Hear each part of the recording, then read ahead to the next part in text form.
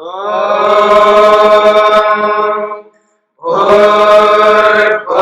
स्वः तत्सवितुर्वरेण्यं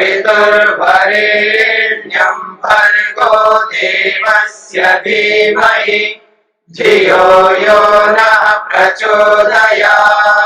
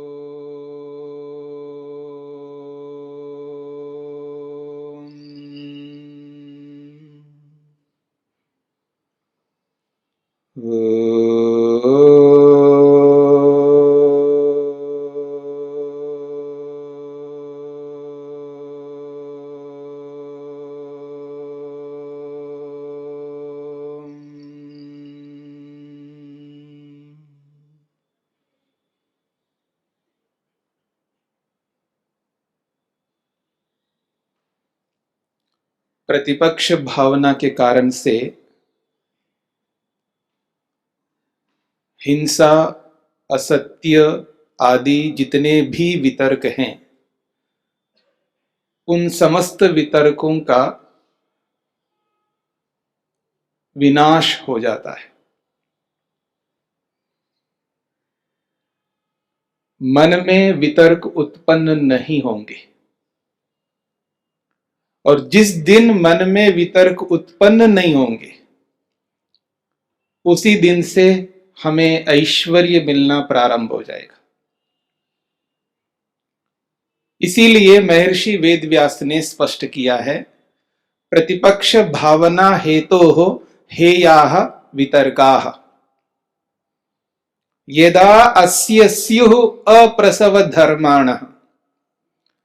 जब इस योगाभ्यासी के वितर्क अप्रसव धर्मान, जब उत्पन्न ही नहीं होते, प्रसव का मतलब है उत्पन्न होना और अप्रसव का मतलब है उत्पन्न ना होना।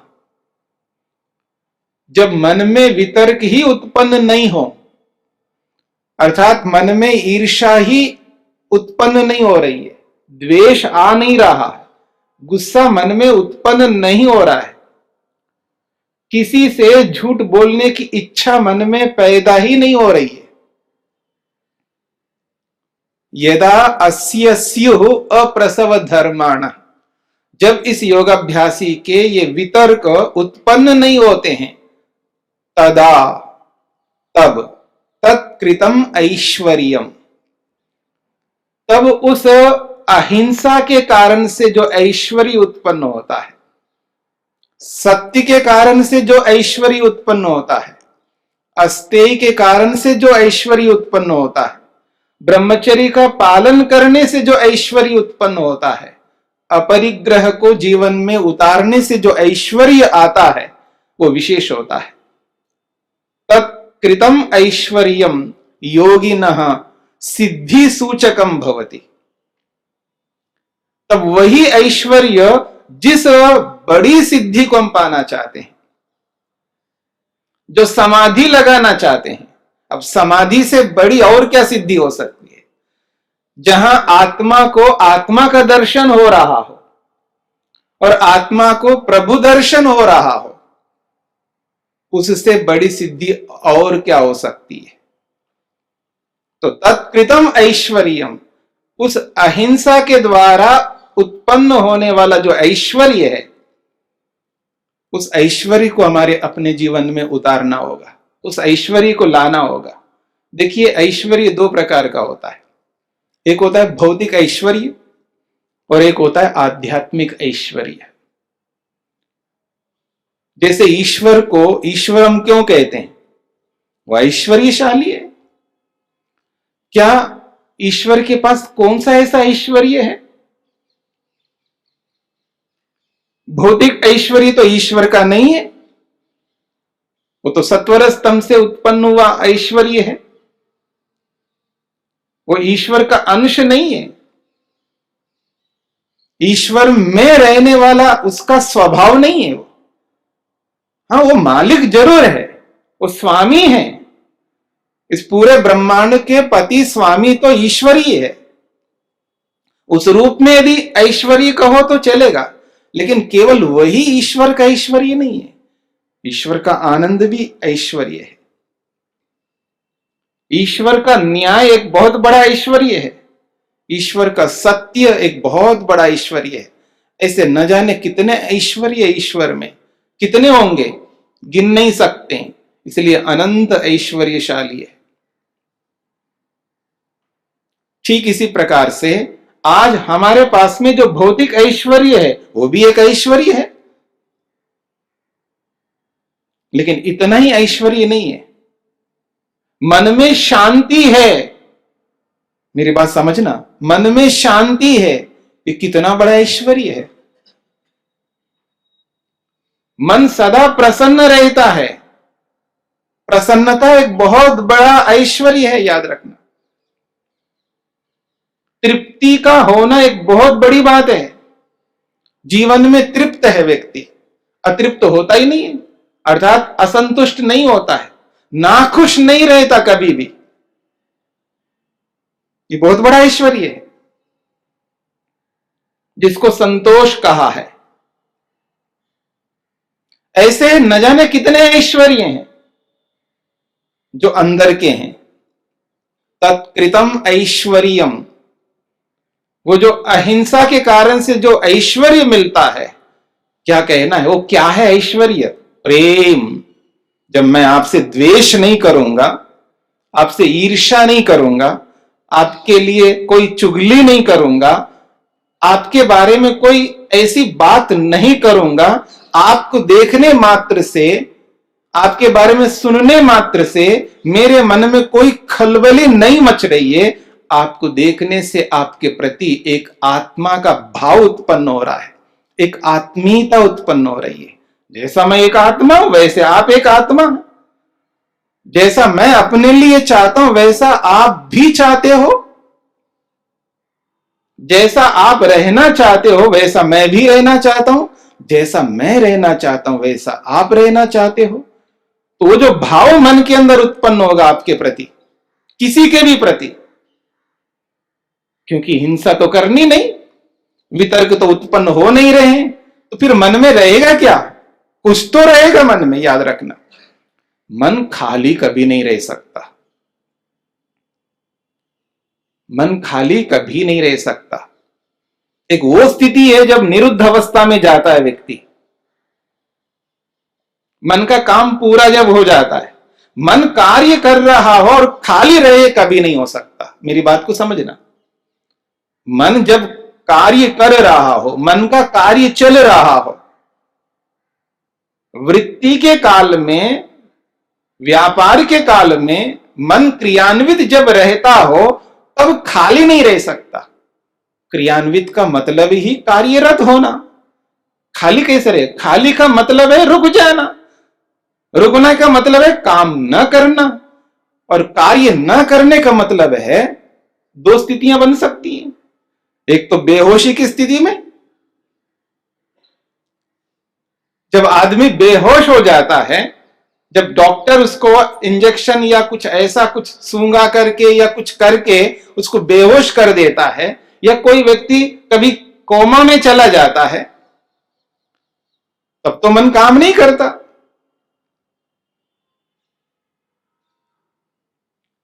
मन वैसा काम नहीं करता है जैसे हम लोग करते हैं। कोमा में भी जो पड़ा रहता है ना, वहां भी कुछ आंतरिक कार्य करता है, वो हमको पकड़ में नहीं आता होगा, ये डॉक्टर को पकड़ में नहीं आता होगा। ये बेहोश हो जाए तो भी ऐसा लगता है कोई काम ही नहीं हो रहा है। या जब निरुद्ध अवस्था आती है, मन का कार्य समाप्त हो जाता है, उस स्थिति में तो मन रुक जाता है। निरुद्ध का मतलब ही रुक जाना, कोई कार्य नहीं करना, कोई वृत्ति का न होना, योग चित्तवृत्ति निरोध। जो वास्तव में चित्तवृत्ति निरोध जो है वो है जहां मन का कार्य समाप्त होना। ये उस स्थिति में तो मन कोई कार्य नहीं कर सकता। व्यवहार काल में हम जब सुबह से लेकर रात तक जो कुछ भी व्यवहार करते हैं तो निरंतर हमारा मन कार्य कर रहा है। और जब मन के अंदर किसी भी व्यक्ति के प्रति, मनुष्य के प्रति, किसी भी मनुष्येतर किसी भी योनि के कोई भी प्राणी हो, किसी भी प्राणी के प्रति मेरे मन में कोई ऐसा भाव ही ना उत्पन्न हो रहा हो, द्वेष का भाव, ईर्ष्या का भाव, मारने के भाव, मिटाने का भाव, गुस्सा का भाव, क्रोध का भाव, जो भी आप बोल सकते हैं, ऐसा कोई भाव मन में उत्पन्न नहीं हो रहा हो तो मन खाली नहीं रह सकता। तो कोई दूसरा भाव होगा मन के अंदर, तो क्या होगा? वो आत्मा भाव, जिसको आप प्रेम कहते हो। जब द्वेष नहीं है तो प्रेम का भाव मन में रहेगा, और वो है ऐश्वर्य, तत्कृतम ऐश्वर्यम। और उस प्रेम के कारण से जो मन में जो शांति रहती है, मन बड़ा शांत रहता है। और याद रखना, मन का स्वभाव भी शांत रहना है। एक्चुअल जो मन का स्वभाव है, वास्तविक मन का जो नेचर है उसका, वो है शांत रहना।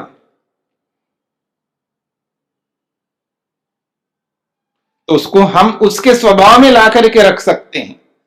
और वो जो शांति है मन के अंदर, उसी शांति से जो तृप्ति रहती है, उसी शांति के कारण से जो प्रसन्नता रहती है, जो संतोष है जीवन में, और जो आनंद का भाव है मन में, यह है ऐश्वर्य। जब तक मन के अंदर जिस प्रतिशत में हिंसा है, जिसको आप द्वेष के रूप में, ईर्ष्या के रूप में, जिस किसी के रूप में समझते हैं, उतना ही हम दुखी रहेंगे, परेशान रहेंगे, असंतुष्ट रहेंगे, अशांत रहेंगे और चिंताओं से ग्रस्त रहेंगे। मन रुक नहीं सकता जब तक ये भाव रहेगा द्वेष का, हिंसा का।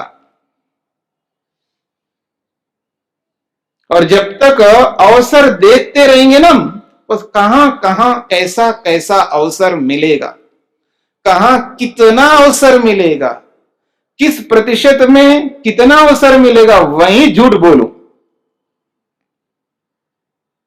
और जब तक ये असत्य जीवन में रहेगा और जितना प्रतिशत रहेगा, उतना ही हम अशांत रहेंगे, अतृप्त रहेंगे, असंतुष्ट रहेंगे, और डर बहुत रहेगा, भय, क्योंकि पकड़ में नहीं आना चाहिए ना। आदमी अपने आप को ऐसा छुपा करके रखता है, बहुत एक्सपर्ट है, मतलब बहुत कुशल है। यानी भगवान को पकड़ना या भगवान को समझना, मैं एक बात अक्सर कहा करता हूं, भगवान को समझना इजी है, सरल है, वो जैसा वैसे दिखता है। समझ रहे ना? भगवान जैसा वैसा न्यायकारी है, सर्वव्यापक है, जो भी हम बोलते हैं, ईश्वर सच्चिदानंद स्वरूप है, न्यायकारी है, सर्वशक्तिमान है, जो भी हम बोलते हैं, वो जैसा है वैसा ही दिखता है। उसको पहचानने में, उसका खोज करके उसको समझने में इतना ज्यादा नहीं है। ये अलग बात है कि हम वैसा व्यवहार नहीं कर पाते, ये एक अलग बात है, लेकिन उसको समझने में कोई कठिनाई नहीं आती है। जैसे जैसे आदमी मेहनत करता जाता है, पुरुषार्थ करता जाता है, ईश्वर आसानी से समझ में आता जाता है। पर जिसको हम आदमी कहते हैं ना, मनुष्य, वो जल्दी से नहीं समझ में आने वाला है, वो नहीं समझ में आता है। 100 साल उसके साथ रहो तो भी नहीं समझ में आएगा। जिसके साथ हम रहते हैं, उठते हैं, बैठते हैं, जिसके निकट रहते हैं, उसको समझना बहुत मुश्किल है। क्यों? क्योंकि अपने आप को छुपा के रखने में बहुत माहिर है, एक्सपर्ट है, वो कुशल है। इससे अधिक कुशलता और किसी भी फील्ड में नहीं मिल सकती, याद रखना। दुनिया में बहुत सारे क्षेत्र हैं, बहुत हैं, इतने क्षेत्र हैं, जिस क्षेत्र को भी देखो, जिस किसी भी क्षेत्र को देखो, उस क्षेत्र में एक से बढ़कर एक से बढ़कर एक से बढ़कर एक होगा। बहुत ऊंचाइयों को छू लिया उसने। वो नोबेल पुरस्कार को भी पा सकता, वो ओलंपिक में गोल्ड मेडल भी ला सकता है, एक नहीं कई कई मेडल्स ला सकता है, बहुत एक्सट्रीम हो सकते हैं, हर किसी भी फील्ड में आप जाकर के देख सकते हैं। लेकिन ये एक ऐसा फील्ड है कि हर आदमी एक्सपर्ट है। मेरी बात समझ रहे ना? इसमें तो हर आदमी गोल्ड मेडल से भी ऊपर है, बड़ा कुशल है व्यक्ति। क्योंकि अपने आप को छुपा के रखना, अपने आप को छुपा के रखना, जहां जब जैसा अवसर मिल जाता है वहीं उसको असत्य बोलना है और आसानी से उसको ऐसा नमक मिर्च मसाले लगा करके उसको ऐसा प्रकट करता है। और जो जितना अधिक पढ़ा लिखा होता है, याद रखना, जो जितना अधिक पढ़ा लिखा रहता है, जो जितना अधिक शास्त्र पढ़े होते हैं,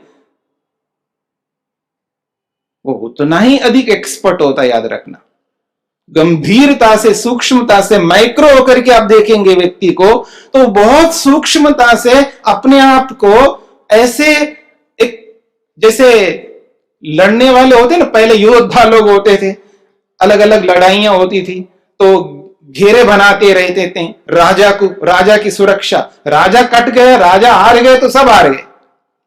उसको बचा के रखने के लिए कई व्यू रचते थे, सुना होगा आपने भी, अलग अलग व्यू। ऐसे ही व्यू रच करके रहता आदमी, अपने आप को ऐसा सुरक्षित रखता है कि एक एक व्यू से निकल के आप जितना जितना आप उस व्यू को भेद करके अंदर प्रवेश करते जाओ, और एक व्यू आता रहेगा उसके जीवन में। ऐसा रखता है अपने आप को। इस आदमी को पहचानना बहुत मुश्किल है, पर ईश्वर को तो बहुत आसान है पहचानने में। हम आदमी के लिए व्यू रचना करके अपने आप को छुपा करके रख सकते हैं, लेकिन ईश्वर के लिए कितने ही व्यू बना लो, वो तो उसके लिए तो सब कुछ खुला है, वो तो दर्पण के समान है उसके लिए। कोई भी व्यू ईश्वर के सामने काम नहीं आता है। ये सारे के सारे व्यू मनुष्यों के सामने आ सकते हैं, हम नहीं पहचान सकते। एक सीमा है, एक सीमा तक पहचान सकते हैं।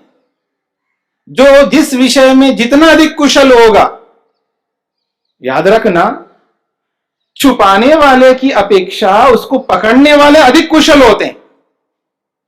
मेरी बात समझ लेना, गलती करने वाले की अपेक्षा उस गलती को पकड़ने वाले अधिक कुशल होते हैं दुनिया में। लेकिन उस कुशलता को पाने के लिए उससे अधिक योग्यता को पाना पड़ेगा। मेरी बात समझना,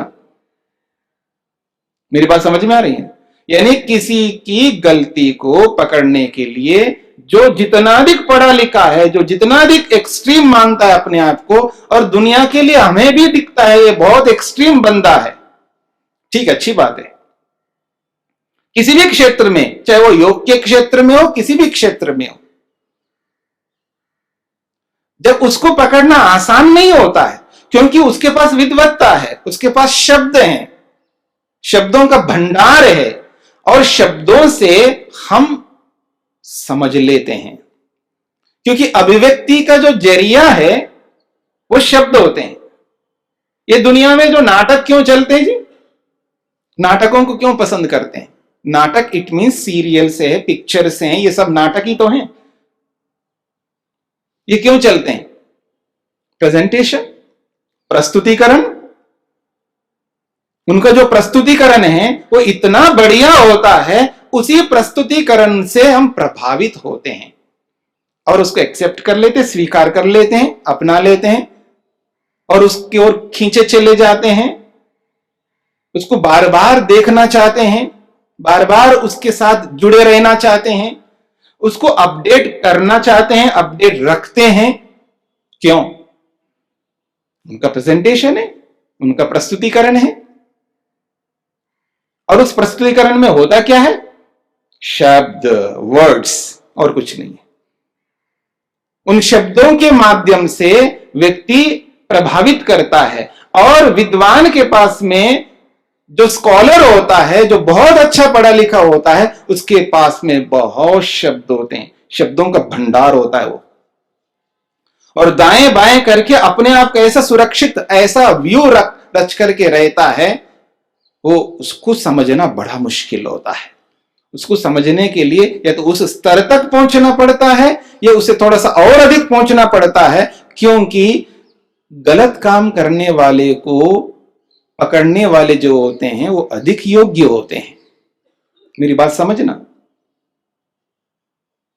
इस पर कभी विचार आप कर सकते हो। आपके मन में बहुत सारे प्रश्न आ भी सकते हैं, आप मेरी बात से सहमत नहीं भी हो सकते हैं, लेकिन जब इस पर विस्तार से भी विचार करेंगे तो आपको यह स्पष्ट हो सकेगा, क्योंकि जो जितना अधिक गलती को पकड़ने वाला होता है वो उतना अधिक कॉन्सेंट्रेट होता है, वो एकाग्र होता है, क्योंकि उसके मन में कोई डर नहीं होता। और जो गलती करने वाले के मन में निश्चित रूप से डर होता है, और डरने वाला व्यक्ति कभी 100% कॉन्सेंट्रेट नहीं हो सकता। और जहां भी एकाग्रता की कमी है और वहां गलती होगी, और उस गलती को पकड़ने वाला जो होता है उसकी एकाग्रता अधिक होती है, इसलिए वो गलती ना करता हुआ उस गलती वाले को पकड़ लेता है। ये अलग बात है वो सामने ना आता हो। जैसे आजकल दुनिया में, पूरी दुनिया में जो गलत करने वाले होते हैं उनको पकड़ना बड़ा मुश्किल होता है। इसका यह मतलब नहीं है उसको पकड़ में नहीं पकड़ते हैं, पकड़ भी लेते हैं, लेकिन उसको सामने नहीं आने देते हैं। बहुत सारे कारण होते हैं, और कुछ पकड़ भी नहीं लेते हैं। ना पकड़ने के पीछे और बहुत सारे कारण होते हैं। ऐसे बहुत कुछ होता है। मेरा कहने का अभिप्राय इतना ही है कि यदि इस हिंसा आदि दोषों को दूर करना है तो अहिंसा आदि यम को और नियम को जीवन में उतार करके हम चलें।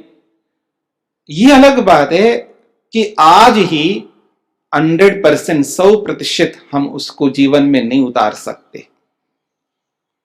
देखो, आप बहुत जल्दी से एकदम गुस्से में आते हो, एकदम ऊंचे बोलने लगते हो, तो वो धीरे धीरे धीरे उस ऊंचे बोलने को कम कर सकता है व्यक्ति। बिल्कुल समाप्त कर दे ऐसा नहीं हो सकता है, धीरे धीरे कम करता जाए, कम करता जा रहा। पहले तो बहुत अग्रेसिव होकर के ऐसा ऐसा करता था, अब थोड़ा सा शारीरिक जो उसका उग्रता है उसकी वो कम होती जाएगी, कम होती जाएगी। फिर वो वाणी पे आएगा, शरीर की उग्रता कम हो जाएगी, फिर वाणी की उग्रता रहेगी, वाणी की उग्रता कम होती जाएगी, फिर वो ऐसा करता रहेगा, मतलब उपांशु करेगा। फिर वो उस उपांशु से बड़बड़ करता रहता आदमी, बड़बड़ बड़बड़ करता रहता आदमी। ज्यादा कुछ कर नहीं सकता, बड़बड़ कर रहा है आदमी। तो ये भी एक स्थिति है, उस स्थिति से बहुत कम आ गया, और उस बड़बड़ से भी अब वो उपांशु से धीरे धीरे वो मन में चला जाता है। अब बाहर कह नहीं सकता, बाहर कहेंगे तो बेइज्जती होगी, बाहर कहेंगे तो देखो ये योग अभ्यासी आदमी है, देखो ये बड़बड़ कर रहा है, कितनी बेइज्जत होगी आदमी की। आदमी को ये समझना पड़ता है, ये एहसास भी करना पड़ता है, मैं किस आश्रम में हूं, किस वर्ण में हूं। आश्रम का मतलब ब्रह्मचर्य आश्रम में हूं, या गृहस्थ आश्रम में हूं, या वानप्रस्थ आश्रम में हूं, या सन्यास आश्रम में हूं, किस आश्रम में हूं। ये कपड़े भी कई बार रोक देते हैं आदमी को। हाँ, याद रखना, कपड़े, इसलिए मैं बहुत जोर देता हूं लोगों को कपड़े पर। वानप्रस्थ भी ले लिया और कपड़ा भी नहीं रंगा आदमी, वो दोनों ओर रहना चाहता है। मतलब कपड़े नहीं रंगता है ना आदमी, तो घर पे जाए तो गृहस्थी जाए, और आश्रम है तो वानप्रस्थी जैसा रहेगा। मेरी बात समझ लेना, घर में जाए तो गृहस्थी जैसा, और आश्रम में है तो वानप्रस्थी जैसा। ऐसे नहीं, कपड़े जरूर रंगना पड़ता है। वो कपड़े जो है ना, आदमी को बहुत सारे ऐसे कामों से बचा के रखता है। ये चिन्ह जो होते हैं ना, वैसे नहीं बनाए गए। हमेशा ये जो चिन्ह हैं वो पताकाएं हैं। वो आप पढ़ते हैं ना संध्या में, वहंति केतवः, ये केतव है, झंडे हैं, पताके हैं, ये हमें वहां तक पहुंचाते हैं। वहंती, ले जाते हैं, ये सूचक हैं, गंतव्य स्थान तक पहुंचाते हैं, हमारे लक्ष्य को याद दिलाते हैं, हमारा जो भी टारगेट है, हमारा जो भी उद्देश्य है, उसको हमेशा सामने रखते हैं। इसलिए चिन्ह तो हमेशा रखने चाहिए। चिन्ह का बहुत बड़ा महत्व है। ये जो ऐश्वर्य है, तत्कृतम ऐश्वर्यम, अहिंसा से जो ऐश्वर्य उत्पन्न होता है, सत्य से जो ऐश्वर्य उत्पन्न होता है, अस्तेय का पालन करने से जो ऐश्वर्य उत्पन्न होता है, और ब्रह्मचर्य का पालन करने से और जो ऐश्वर्य उत्पन्न होता है, अपरिग्रह पालन करने से कितना ऐश्वर्य मिलता है, इसका एहसास वही कर सकता है जो इनका पालन जिस अंश में करता है, और वो इस बात को समझता है कि मेरे जीवन में तो वो अशांति नहीं है। जैसी अशांति दुनिया में दिख रही है, जैसी अशांति सामने वालों में दिख रही है, ऐसी अशांति मेरी अंदर की है नहीं। कुछ भी हो जाए मैं बिल्कुल मस्त हूं, जैसे मोटी भाषा में कहते हैं, मस्त हूं, आदमी मस्त रहता है। तो इस दृष्टिकोण से इस बात को समझ करके चलना होगा। तत्कृतम ऐश्वर्य, इस ऐश्वर्य पर ध्यान दीजिएगा कि कैसा ऐश्वर्य हमको मिल सकता है। आज एक दिन के लिए, आप 24 घंटे के लिए, इस समय से लेके अगले दिन इस समय तक एक दिन संकल्प करके देखिएगा, आज मैं किसी भी व्यक्ति के प्रति ईर्ष्या नहीं पैदा करूंगा, द्वेष पैदा नहीं करूंगा, चुगली नहीं करूंगा, किसी भी व्यक्ति के बारे में कोई भी अवगुण को सामने रख करके उस पर विचार नहीं करूंगा। एक दिन के लिए, एक दिन का संकल्प करके देखिएगा, कभी भी, और विशेषकर जिसके प्रति आपका द्वेष पैदा होता है ना, उन व्यक्तियों को सामने रख लीजिएगा। फिर सोचिएगा, इस व्यक्ति के प्रति एक दिन के लिए भी द्वेष पैदा नहीं करूंगा और इस व्यक्ति के प्रति वो प्रेम पैदा करूंगा। देखता हूं मैं कर सकता हूं नहीं कर सकता हूं, क्या मेरे में इतनी भी योग्यता नहीं है, मैं क्या आदमी हूं कि एक दिन के लिए किसी व्यक्ति के प्रति प्रेम उत्पन्न नहीं कर सकता। यदि कर सकता हूं तो एक दिन के लिए कर सकता हूं, तो एक सप्ताह के लिए भी कर पाऊंगा, 15 दिन के लिए भी कर पाऊंगा, और महीने के लिए भी कर पाऊंगा, साल भर के लिए भी कर पाऊंगा, और जीवन भर के लिए भी कर पाऊंगा। एक दिन ऐसा भी आ जाएगा। इस तरह सोच करके चलें तो निश्चित बात है, हम इस प्रतिपक्ष भावना को अपने जीवन में उतार करके, प्रतिपक्ष भावना कर करके बहुत आगे बढ़ सकते हैं।